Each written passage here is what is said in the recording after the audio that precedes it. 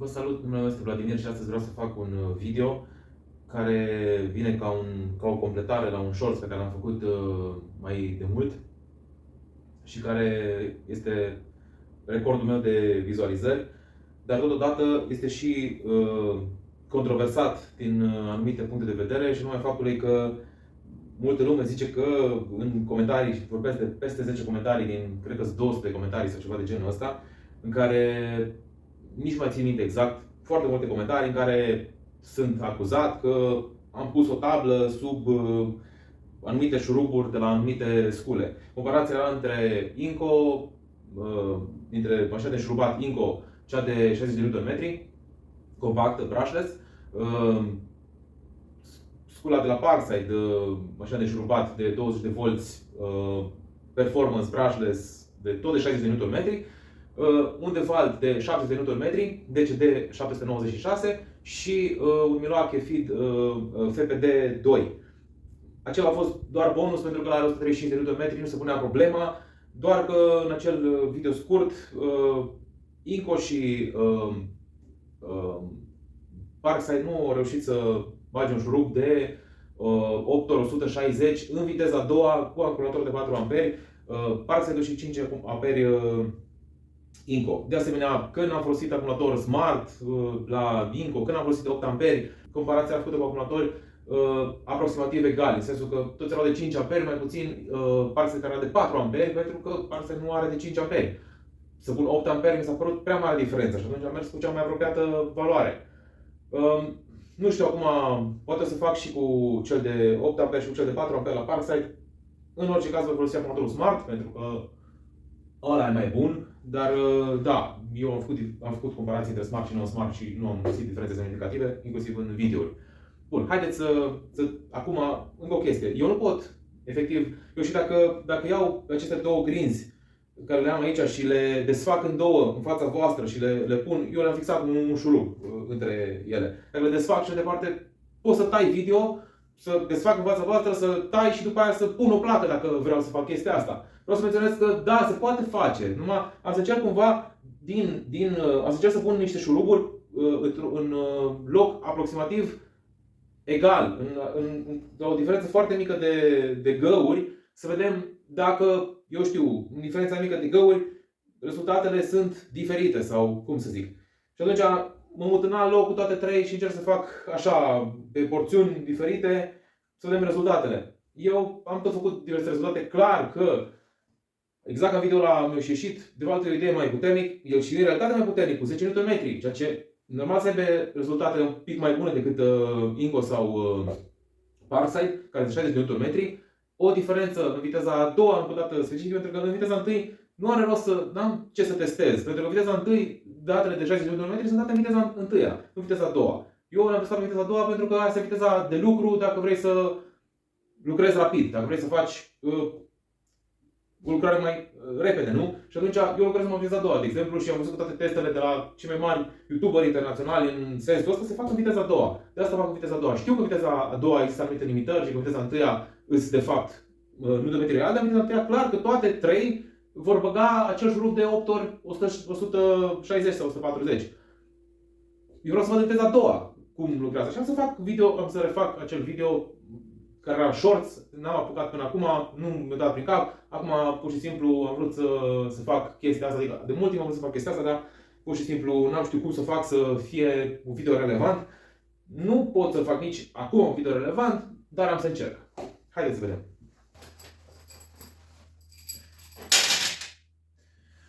Ok, deci începem cu Inco, așa în acel video, viteza 2, acumulatorul este plin. Și începem de aici.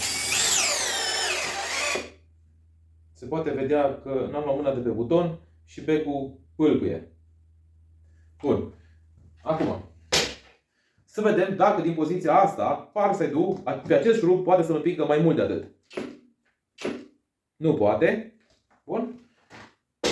Și să vedem Devaltul, deci tot în viteza 2. A putut un pic mai mult. Ținem cont că pornirea este mai importantă. Adică dacă îl iau de sus, acest șurub, îl dau sus, și vin cu el, s-ar putea să poată să-l bage până în capăt. Posibil și să fi reușit și celelalte. Doar că eu voiam să arăt prin chestia asta că aici sub acest șurub nu se află o tablă, o placă, o nu știu ce. Bun, haideți să luăm un alt șurub.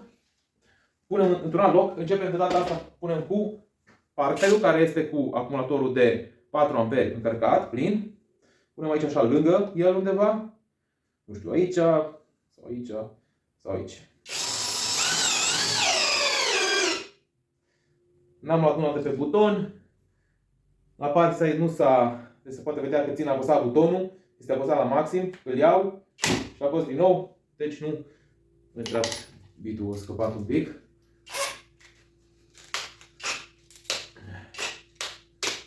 Da, asta e o altă problemă la acest parset, că scapă pur și simplu. Nu poți să-l strângi atât de tare. Uneori scapă, alteori nu.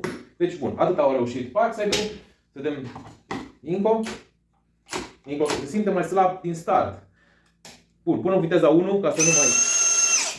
Și l-o băga până în capăt, da? Bun, hai să bag înapoi.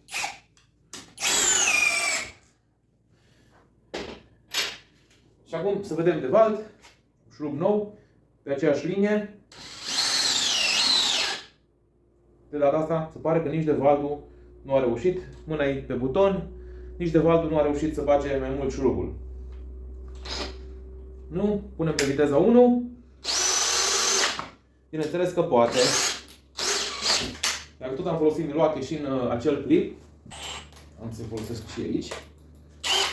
Și să vedem. Punem șurubul acesta aici, pe aceeași linie. Viteza a doua. L-am pus din greșeală pe așa. Acumulatorul este încărcat.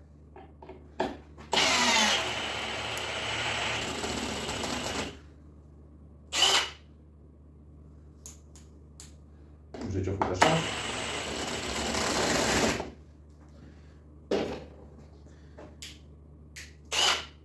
Ceva probleme.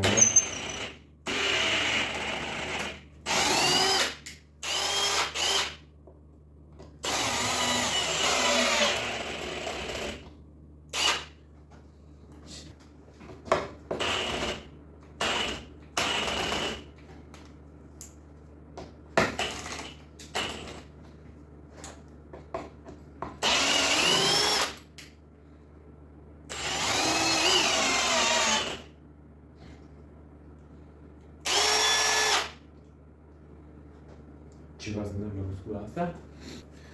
Un alt Free 2 care este în teza a doua. Următorul încărcat. Nu știu de ce face așa. 3 linii, se pare.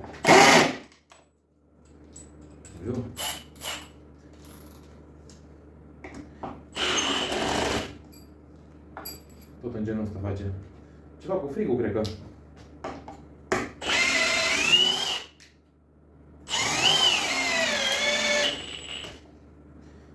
Are un comportament asemănător cu celălalt.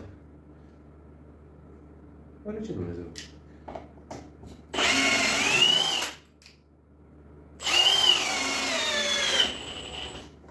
Face aici așa... Aici era un pic între... Cred că de la ambreiaj e problema. În fine. Ca și ideea, zic cum se comportă în bloache.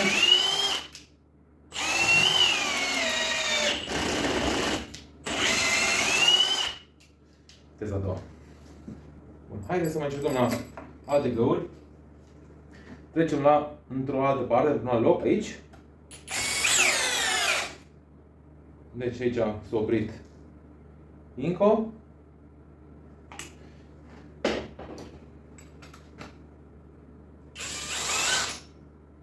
Da.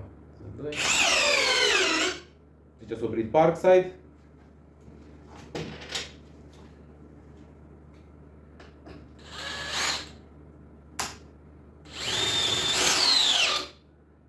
De data asta, de valt, tot așa s-a oprit sub Parkside.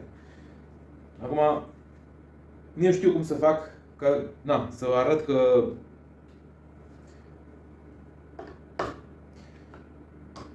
pun asta aici, mai merge un pic, Ăsta nu mai merge.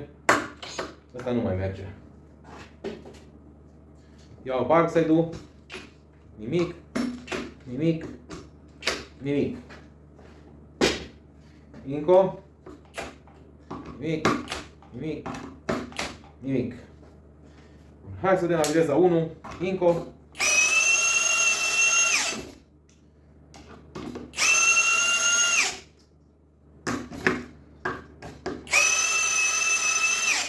Asta pentru a arăta că nu se află nimic sub ele. Haideți să vedem alte 3 șuruburi puse aici. Viteza 2. Merge de data asta încă mai mult. Deci viteza 2, acumulatorul încărcat. Parkside. De data asta Parkside-ul s-a oprit mai sus. Dewalt.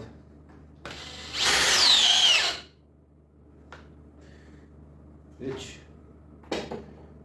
se pare că nu este o diferență foarte mare între aceste 3 scule. În treaba a doua, eu am simțit de fiecare dată că Devaltul poate un pic mai mult. Și am să vă arăt de ce. Eu acum că iau Inco, asta e tot ce face.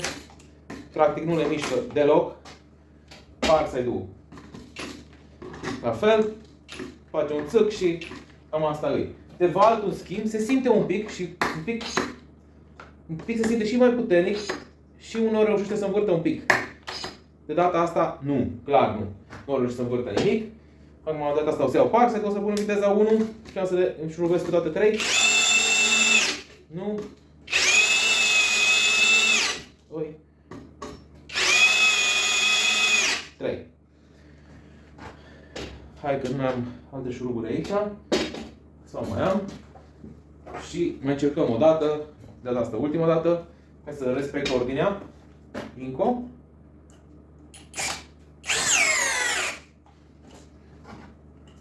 Aici. Parkside. Oh.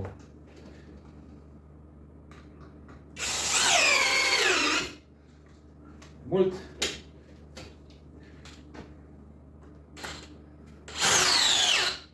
Dewalt. Exact legalitate cu Inco. Până eu am o curiozitate să văd dacă fac partea asta cu Dewaltul, dacă are rezultate mai bune. Deci se pare că aici în partea asta totuși dau un pic în spate.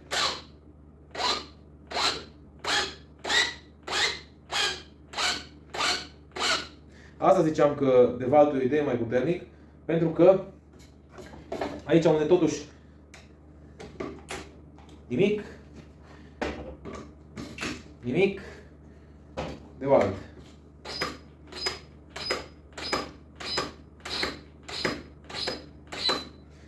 Nici de data asta nu reușește nimic. Doar că interesant e că aici a reușit. Nu știu, nu pot să-mi explic. Hai să vedem. Bag ăsta în capăt. Pentru a vedea că nu e nicio...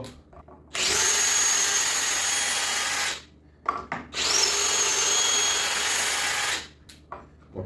Hai să vedem acum invers. Dacă tot e așa. Începem cu Dewalt. Ca să fie în partea asta. Opa. 2. Deci se pare că în partea asta esențul e de lemn de esență mai tare. Parkside-ul va fi tot pe mijloc.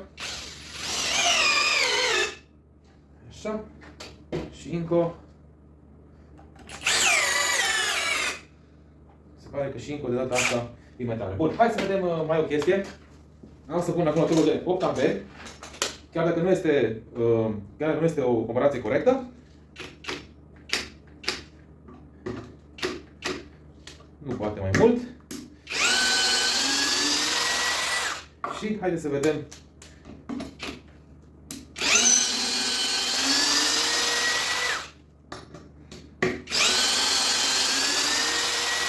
O să fac cu toate 3 de data asta în diverse găuri în partea asta a lemnului. Începe cu partea de aici. Aici s-a oprit. Dewalt. oprit aproape jos. Și încă. O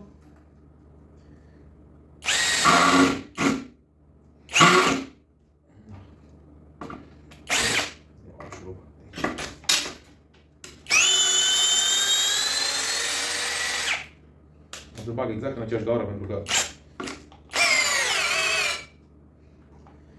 un pic mai jos decât parul de la mers. Hai să le băgăm pe toate până în capăt.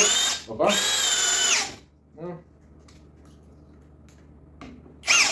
2, 3. Bun. Acum, ca și concluzie din partea mea, cred că toate trei sunt niște scule extraordinare, fiecare cu minusurile ei și, strict părerea mea, dacă ar fi să raport preț-calitate, să cumpăr una din ele, ar fi Inco. Pentru prețul mic, disponibilitate în magazine și mărime. Pentru că aici avem două scule de aceeași putere și, clar, mărime diferită.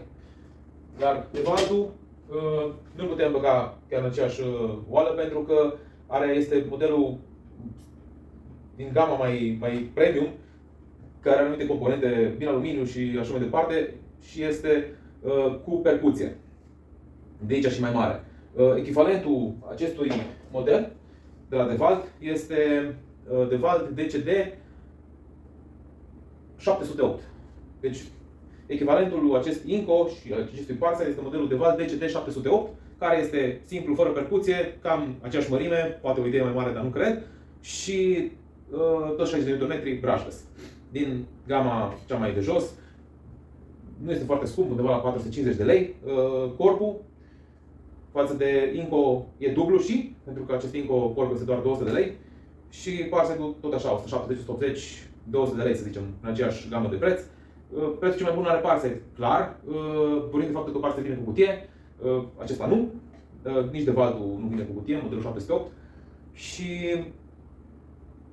asta ar fi dezavantajul, avantajul Parkside, și marele dezavantaj al Parkside este disponibilitatea. Pentru că nu se găsește decât când este pus în ofertă. Asta în primul rând și în al doilea rând mărimea. Pentru că la performanța pe care o are și comparativ cu celelalte scule de aceeași performanță, Parkside este o idee mai mare. Bun, cam atâta despre sculele astea de la mine. În continuare, dacă doriți să dați un subscribe, un like, un share și dacă doriți să fiți notificați cu ce postez, clopoțelul. O zi bună!